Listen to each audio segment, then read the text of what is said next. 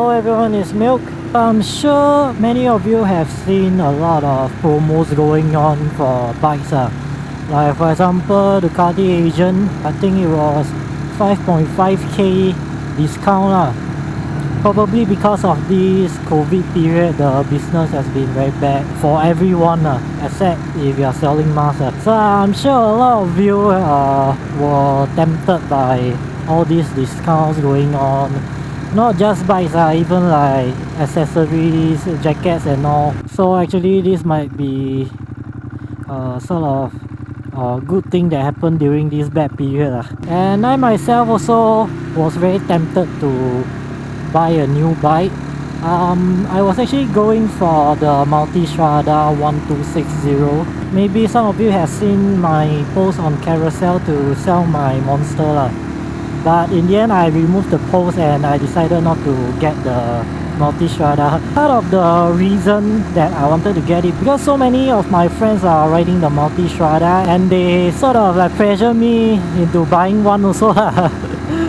Then after thinking, considering all the pros and cons of the bike, considering if the bike suits me or not, I decided not to get one. Mainly because 90% of the time I'm going to ride in Singapore and maybe 10% of the time in Malaysia. Of course I should prioritize using the bike in Singapore, which means the Multistrada is not a suitable bike for me. Because if you want to use it as a daily ride, I think it might not work very well. I know a lot of Multistrada guys would disagree with me because they would say the bike can actually be used in Singapore. I know of course it can be used in Singapore but it's not very comfortable and I would say 100% of the guys I know that owns a Multistrada would also have a scooter for their daily ride.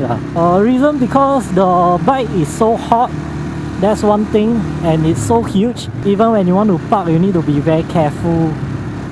When you want to lane split, it's very difficult also. You want to compare it to a proper street bike. Of course, a street bike like my Monster would be better for lane splitting and for cornering. So I decided to stick with this because there was once I went to KL with a bunch of Multistrada guys, and if you know KL, the traffic is very bad. So I was stuck behind them all the way until my legs felt like they were burning. So actually if I'm riding alone, I would just lane speed and cut across, but because of all these huge bikes, I have to get stuck behind. Of course I'm not saying Multistrada is not good, still got its good points. Like let's say for long distance it's going to be very comfortable. You can have a lot of storage, especially for me. Like I always have my wife with me on the bike, so a Multistrada would actually be good in that aspect. So I thought to myself, because I always ride to maybe KL or nearer, so no point getting a tourer bike because this bike can reach there in like 2 hours. So what's the point of getting such a good bike for riding short distance like this, unless I'm going to Thailand. But then again, I thought if I'm riding Thailand, I would prefer riding a simple jet bike instead of a Multistrada, because if I'm riding a Multistrada, I would think twice or even think thrice before I even want to whack the bike, like want to go off-road or anything. I know it's good for off-road, the Multistrada, but if you think of later, what if you drop the bike, it's going to be very very expensive. Another thing is, if you really drop the bike and you want to look for a workshop, it's not very convenient also, because you will have to go to the agent, because a lot of bike shops wouldn't know how to fix your bike. So for me, I would prefer going for a simple tourer.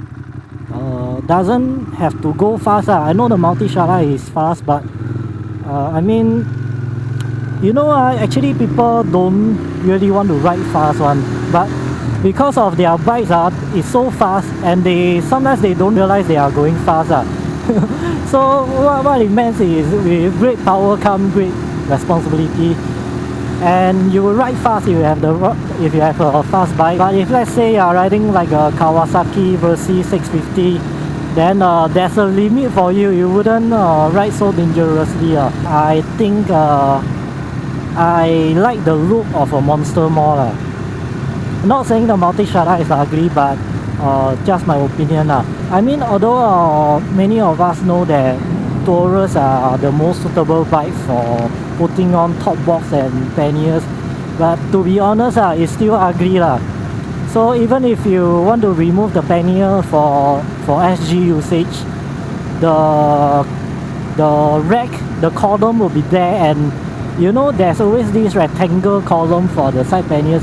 I don't like that also because I think it causes the bike to lose its shape. Like let's say the multi-strada looks so sharp, then there's something rectangular at the side and it spoils the look. So anyway, the point of me sharing this is not because I don't like multi-strada or what. The multi-strada is definitely a good bike, but just not for me.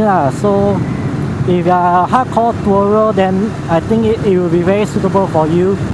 It's very comfortable, it's very fast, very powerful, and the electronics are all on point. So what I meant is, if you want to get a new bike, or you want to change a bike during this period, do think through carefully.